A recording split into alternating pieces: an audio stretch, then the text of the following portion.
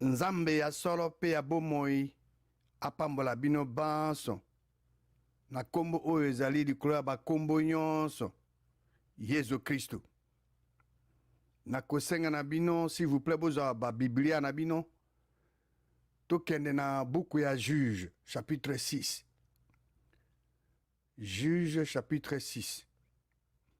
Yambo to banda lite ya lelo na kotondo nzambe botondi. Nzambe mokili ya likolo na biloko biso pona opportunité to libakuli ye azopesa ngai pona koka kosolola na bino maimatali liloba lia ye. Ezali wa bino ndeko Tito Nganda. Nazali kotombela bino boye bolamu na émission que dit la parole de Dieu. Liloba lia nzambe elobi nini, excusez-moi. Lelo toko kene na kati ya liloba lia nzambe po to tala makomi po to yanula na eteni ya mibale na mutuna mwa biso oyo boye. Nzambe mokeli asengeli na bato boni po a délivrer ekolo na yo. Nzambe mokeli akoyi ko délivrer bino to a délivrer mboka na yo na bato boni.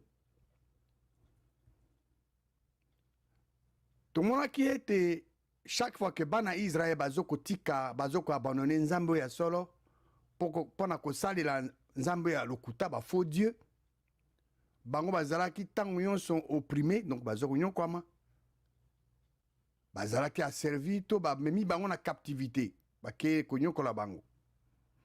Mais kasi tango bazalaki kokende pa nzambe koganga na losambo nzambe azalaki kosusciter azalaki kopesa bango mobikisi libérateur pour a délivrer bango na maboko ya bato bazokokisa bango pasi. Chaque fois que bana Israël ba reconnaître mabe ma bango bazongi epa nzambe ya solo batiki nzela bango ya mabe nzela kokumisaka ba nzambe ya lokuta faux dieu batiki nzela wana bazongi epa nzambe ya solo. Nzambe ya solo yemei azalaki ko organiser délivrance na bango na bato ye moko nzambe aponi na bopesaka bato bana ba instruction spécifique na lolenge oyo bako sala délivrance wana po ete bana Israël bazala délivrer na maboko ya baoyo baza konyokolaka bango po ete oppression konyokwama ezali mukanu ya nzambe ya solo te pona bana baye. Donc l'oppression n'a jamais été la volonté du seul vrai Dieu pour son peuple. Nakanisi bokoyi kokundola boko se rappeler que bana Israël bazalaki konyokwama bazaki na boumbu bazalaki opprimé na Égypte pendant plusieurs années 430 ans bazaki konyokwama kasi nzambe mokeli ye asukisaki oppression wana. Dieu avait mis fin à leur oppression. Ye moko nzambe a organisé délivrance ya bana Israël sorti na bango sous la conduite na mosali waye Moïse oto yebi. Na eteni ya liboso ya mutuna mwabiso tomonaki ete nzambe mokeli a délivraki ibana Israël na bondimi pe na courage ya moto moko komo na Ehud. Lelo tokokende na kati ya liloba nzambe po tomona lolenge nini nzambe mokili a délivré bana Israël na bato kama misato, donc 300 hommes 300 personnes o bazalaki sous la conduite ya Gédéon. Tozali na époque tozoloba na époque wana Israël azalaki gouverné na ba juge et juge et asuka avant Gédéon et azalaka mwasi comme ne Déborah azaki musali ya nzambe, une femme de Dieu par qui le pays fut en repos. Ezanaye na tango ya Déborah que bana Israël bazaki na repos pendant 40 ans. Beaucoup qu'on vérifie na buku ya Juge chapitre 5 verset 31. Juge 5 30 boko tang. Mais repo wana eumelaki mingi te. Na uta koyebisa bino na bandele ke tokende na Juge chapitre 6. Bokutanga verset 1 à 5. Donc Juge chapitre 6 verset 1 à 5. Bana Israël basali eloko ya mabe liboso ya Nzambe. Na limbole la kabino dans le passé eloko ya mabe mingi bana Israël baza kosala ezani chaque fois baso abandonner Nzambe ya solo bake kosala ya banzambe ya lokuta le faux dieu bazo kende ko adorer bango. Alors Nzambe a permettre que bazala livrer na maboko ya mendiant pendant 7 ans. Donc na mibu sambo wana bana Israël baza ko nyokoma. Donc Nzambe nda permettre parce que bango bana Israël bazaki sur na communion na Nzambe te. Chaque fois que moi na Nzambe azana communion na Nzambe te, aza toujours na esprit ya Nzambe kasi moyen Nzambe a protéger les alités. Alors nous ce que salama exactement ça na bana Israël. Le cas baza servir faux Dieu. Bon, Nzambe moyen a protéger bango les alités, yango wana bazala ki livré na mendiant baza ko nyokola bango. Ponani po basaki eloko ezaki mabe na miso ya Yahweh. Bana Israël bazalaki opprimé na mendiant. Ba nyokoma ki na mendiant. Mendiant na Amalek bazali ko mata contre Israël. Ba ye ba camper donc ba vandi na en face à Israël bazalaki ebele. Le banzambe zolo ba ke multitude comme multitude de sauterelles. Donc, ebele. Puis, basani, bazoko détruire la production ya mboka. Donc, bilona, bibwele, biloko, bazako détruire yango. Bazako tika Israël na biloko kolia te, nyama bazo tika yango te ngombe eloko moko tata an. Bazo tika eloko moko te. Donc, le cas bazako détruire production na bango, bazoko bazana biloko kolia te, biloko na bango surtout bazako détruire yango alors. Na face à situation wana bana Israël bagangi epa Nzambe na sina na limbolo ya bino ko ganga awa ringolo bako sambela bakepa Nzambe ba ebiete Nzambe mokili azana nguya ya ko délivrer bango. Alors tango bagangi epa Nzambe Nzambe ya yanoli na ko ganga na bango a répondre na ko ganga na bango a répondre na lusambo na bango. Liboso nani na botindi na kanala nani ya prophète. Et là, parce que le prophète est fallu la bango. Et puis, Nzambe a bengi Gédéon pour accomplir une mission à délivrance au peuple d'Israël. Ange, il y a Nzambe mokel abimila ki Gédéon.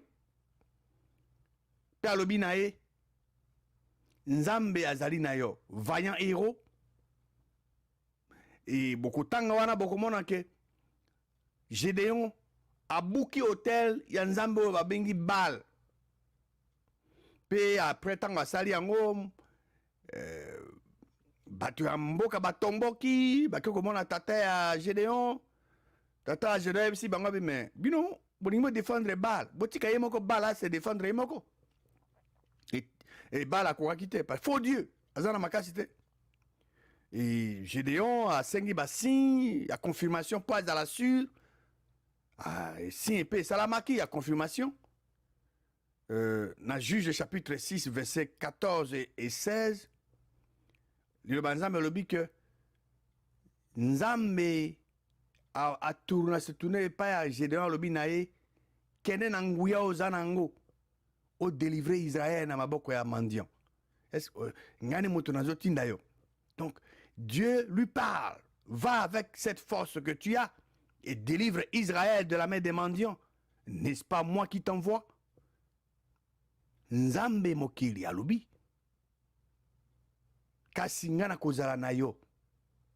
E yo oko beta. Toko kolonga mendiant comme un seul homme. Quelle exhortation Nzambe alobi na ye. Message ya Nzambe na Gédéon ezalaki nini? Nzambe mokili alobi na Gédéon kene na nguya na force oza nango pour délivrer Israël na maboko ya mandian. Et Nzambe mokili alobi na ye na kozala na yo et puis okolonga mandian lo comme un seul homme. Na kosenga na bino botanga Juge chapitre 7 verset 1 à 5 s'il vous plaît. Donc botanga pour la bino moko pour la bino moko Juge chapitre 5 verset pardon, Juge chapitre 7 verset 1 à 5. Gédéon a se retrouvé Azaki na tête na commandement Azaki likolo Azaki diriger 32 000 hommes. O Azaki ba kana bunda contre Mandiana na Amalek. 32 000 hommes. Kasi Nzambe apesi Gédéon ba instruction. Alobi na ye Gédéon loba na bato bao baza na bobangi bazonga epa na bango. Tango Gédéon asengi na balobi na bato ke bao bazoko banga bazonga. Oyebi combien bato bazongi? 22 000. Il y a 32 bakei bazongi na bango epa na bango. Donc de 32 000, 22 000 tango Gédéon alobi bao bazo banga bazonga 22 000 bakei. Gédéon atika na combien? Na 10 000 hommes. Nzambe alobi na Gédéon peuple ozanango ezakaka ebele. Alors Nzambe alobi na Gédéon a réduit effectif et armée ozanango parce que sur le 32 000 22 bazongi 22 000 bazongi atika na 10 000. Nzambe alobi que effectif yango pe lekika ebele, il faut réduire yango, il faut kitiango. Nzambe alobi na Gédéon apesi mitindo alobi kamata bato ozana na bango na 10 000 kene na bango na mai. Po etengana salelo sélectionna ponela yo 300 personnes. Na ponelo bato oyo yoko travailler na bango. Gédéon pe amemi 10 000 personnes wana kuna na mai. Po etenzamba sa sélection. Tanga bakomi kuna 9700 hommes. Bango basala nini bafukami mabolongo na bango po ete bamela mai. 300 personnes bazalaki komela mai kotoka yango tiango na monoko na bango lokola non banini mbwa bango bazalaki s'agenouiller te. Alors qu'est-ce qui s'est passé?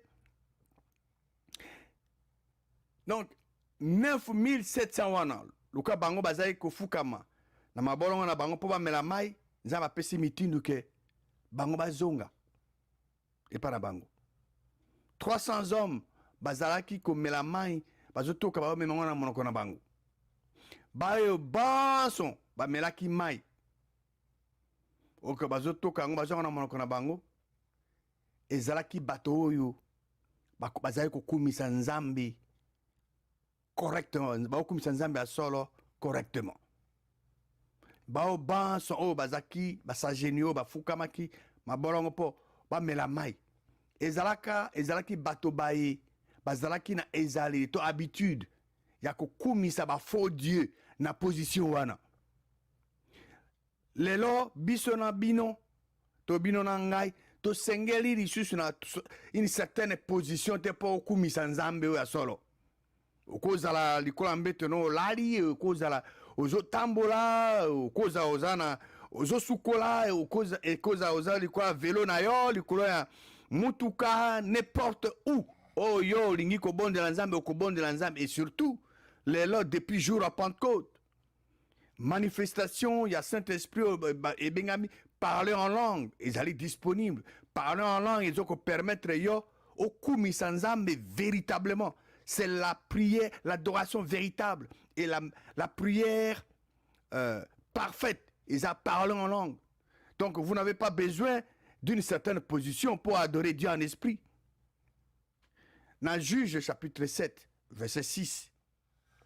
Dans Juge 7, verset 6, bazalaki ko melama et bazoto quand bazanga na monoko na bango bazalaki na nombre 300 hommes. Ndenge na wuta expliquer bino.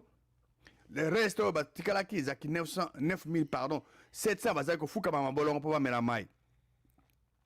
Dans verset 7 il y a Juge chapitre 7 Nzambe alobi na Gédéon, Nzambe mokili alobi na Gédéon que ezali na 300 hommes o ba meli mai ko bazoko mekotoka wana monoko na bango nde na kobikisa bino pe na ko livrer mandia na maboko na bino.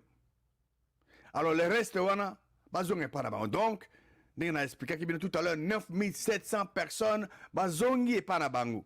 Mais na ngambo ya ennemi liloba Nzambe alobaki nini? Donc kuna ezaki multitude ya bato comme des sauterelles.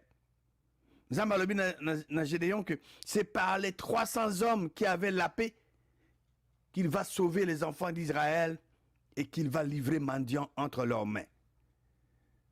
Donc, instruction ya Nzambe ezalaki clair na Gédéon. Et puis Gédéon a exécuté en haut. Pourquoi seulement 300 hommes? Bon, bana Israël bazaki 32 000. Ceux qui zaki bango ne bake balongi bitumba. Bango balinga bami kumisa bango moko. Tabia, izana makasi na biso to longi bitumba wana. Non. Pourquoi 300 hommes seulement? Parce que 300 personnes wana ezali Nzambe ye mokonde asali sélection na bango. Aponi bango ayebi Nzambe atalaka bato na motema na mitema me biso. Dieu regarde au cœur. Ayebaki bato yo baza ko adorer véritablement.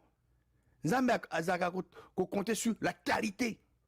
Parce que rien n'empêche l'Éternel de sauver au moyen d'un petit nombre comme d'un grand nombre. Nombre les occupés par Nzambe te. Tout le monde a qui? Nzambe a délivré bana Israël na mutu moko. Ehud. Awa Nzambe azo sa délivrance, azo organisé délivrance à Israël dans la bateau 300 pendant que côté ennemi de multitude. Rien n'empêche l'Éternel de sauver au moyen d'un petit nombre comme de grand nombre. Le Nzambe le dit que Nzambe a livré l'ennemi à Israël en maboko à Gédéon. Mais total à l'olongeni Nzambe asali yango. Juge chapitre 7, beaucoup de temps à verset 9 à 18, s'il vous plaît. Pendant binomoko, on a binomoko, Juge chapitre 7, verset 9 à 18, beaucoup de temps en Nzambe mokili alobi na Gédéon na butu. Parce que Nzambe alobi na akende, asa livré déjà, a livré mandia na maboko na main. Nzambe alobi na yabi, telema, kende na camp. Pour ete na sina livré bango na maboko mayo. Alors, Nzambe a aidé Gédéon à comprendre, à croire en Dima, pour avoir action sur l'Iloba Nzambe. L'Iloba Nzambe le dit que Mandiam, Amalek, na bana joto orient wana bazaki, ba panzana ki na vallée wana comme une multitude de sauterelles. Et l'Iloba Nzambe dit que chameau na bango, ezalaki ebele lokola sable, o ezali pene pene yamai. Nana nga ko tanga nombre nini ya sable. La peau ils appellent pas mai, ils allaient ébélés. Donc, nombre, côté ennemi, nombre ils tellement ébélés que mais Nzambe, de son côté, a pour nous belle 300 personnes. Et là, on est salami, j'ai donné à Yoki. Quand Nzambe bina kitakuna na kan ennemi, alors Gédéon a quitté na kan mandian. Pe ayoki explication yandoto. Yandoto Oyo et Pesamaki. Alors, il a fallu qu'Akende ayoka explication en dotoana pour Azala convaincu. Non seulement Nzambe Azaïko fait connaître Mokano Nae na Gédéon, car si Nzambe Azaïko Salisa Azaïko aider Gédéon à plusieurs reprises à croire en Dima, à comprendre pour Azo action. Pour être à quoi Kolonga Banguna. Total comment Nzambe a organisé kiango. Ndenge na auto expliquer bino Nzambe alobi na Gédéon kitakuna na kan ya mandian ba ennemi na bino po yoka yo moko na matoi mayo description ya etumba lelo koni nezoleka. Et résultat ngo ya aide ya Nzambe komami na verset 15. Et soki totangi beaucoup c'est lobi nini tango Gédéon ayoki récit ya ndoto wana et puis explication parce que omosabi na loti ndoto moninga na ye na côté ennemi apesi ye explication ya ndoto wana tanga alobi na ye Gédéon afukami azongi na camp Israël alobi botelema po ete Yahweh a livré na maboko ya bino camp ya mandian. Donc après avoir donné des instructions précises na bateau azaki na bango, donc azaki na 300 personnes akaboli bango on a 3 corps, donc il y a 100 Gédéon na bao ya ye le manzamba beni ba komi na pene ya camp ya mandian pe ba exécuter ba sali exactement mokano ya nzambe ndenge ayebisaki bango basala. Donc dans Juge chapitre 7 bokoyi kotanga verset 19 à 22 bana bino moko. Juge chapitre 7 verset 19 à 22. Donc 3 corps oh ya ba corps les amis ça corps moko ils en a 100 personnes, donc le 3 corps wana ya 100 il y a 100 ba bandi konini ba obeta trompette pe bazoko ko buka ba crisho bazaki nango wana na côté na loboko ngo bango ya mwasi e bazaki na flambeau na loboko ya mobali eza ba trompette bazo pour bobeta pe bazo ganga épée pona nzambe pe pona Gédéon épée pona na Yahweh pe pona Gédéon. Alors tango 300 hommes wana bazo beta trompette eloko ni ça na kan ennemi kuna na ngambo ya banguna bango bazui mbeli bazo bobana entre bango. Donc l'Éternel leur fit tourner l'épée les uns contre les autres dans tous les camps de mendiants. Bango mo bazo bobana entre bango. Gédéon na batonaï baza bango ko beta trompette flambeau na boko kuna e pas ennemi kuna na ka ennemi dégage au salama. Alors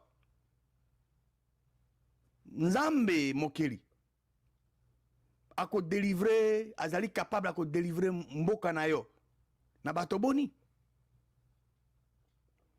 Nzambe oyo ya solo azali capable ko délivrer mboka na yo to ekolo na yo na 300 hommes 300 personnes sélectionnées par lui-même. Tala ekolo na étendu nango nombre abato nzamba talaka nombre te peu importe le nombre nzamba sasa ki délivre sa mutu moko tomona kango déjà réussi yango Ehud asalaki yango awa nzambe de 32 000 hommes nzamba pone seulement 300 personnes côté ya banguna kuna multitude loka sable za peuple mai moyen tanga ezate mais nzambe emoka confondre bango kuna tomonaki bana Israël baza osala mabe liboso ya nzambe donc bazo adorer ba faux dieu nzambe a permettre que bazala livrer na maboko ya mandian pendant 7 ans. Mais tango bana Israël bagangi et pas nzambe babondeli nzambe bayebisi ye totiki mabe mabiso tosala tozongi kokumisa yo nzambe ayokaki koganga na bango ayokaki losambo na bana Israël na botindelaka bango un prophète par le ya bango pe nzambe abengi Gédéon apesi instruction pour akende ko délivrer bango na maboko ya mandian. Nzambe apesaki Gédéon ba instruction précise pe asalisi Gédéon à comprendre a aidé à comprendre ba instruction na ye pour être azala capable à cause action likolo ya ba instruction na ye et Gédéon a exécuté correctement yango nde elingisaki ye akoka kolonga banguna na 300 personnes oyo nzambe ye moko asalaki sélection lobi nzambe mokeli accompli délivrance ya munene mpona Israël lelo ye akoki kosala yango mpona ekolo na yo à condition ya kozala na bato oyo bazali humble bazali na bokasi bazali na courage pe bazali na motema ya bato bazali 300 hommes oyo nzambe aponaki mpona Gédéon mpona kodélivre ekolo esengeli to comprendre que nzambe mokeli azala besoin bobele na qualité et non la quantité ntango nazoloba qualité eza bato oyo bazokukumisa nzambe ya solo bazali humble bazali na courage bazali toujours prêt à obéir nzambe pona nzambe peu importe le nombre pona nzambe asa prouver capacité na ye incomparable à délivrer bato na canal à mwana na Jésus Christ Jésus-Christ a encore moto moko mais Jésus-Christ a délivré l'humanité tout entière délivrance wana humanité tout entière et ça qui est possible comment c'était grâce à l'obéissance il y a Jésus-Christ pe na accomplissement na ye yango lelo humanité mo beza délivré délivrance ya ekolo na yo eza ko nécessité nini ezo nécessité kozala na bato bamibali to basi o baza na courage o bazali na humilité du cœur pe bazali obéissant na nzambe mokili dans le moindre détail nzambe mokili a changé te bato ne bazo changer nzambe mokili aza le même hier aujourd'hui éternellement eloko asalaki lobi nzambe mokili akosala yango mpe lelo soko bato o bazali na pasi o baza konyokwama soko bagangi epa na ye mpe bazwi ba action likolo ya liloba na ye nzambe concernant délivrance na bango na ba époque nyonso bikolo oyo bazali konyokwama e bazalaki bareconnaître mabe na bango bazongi epa nzambe mokili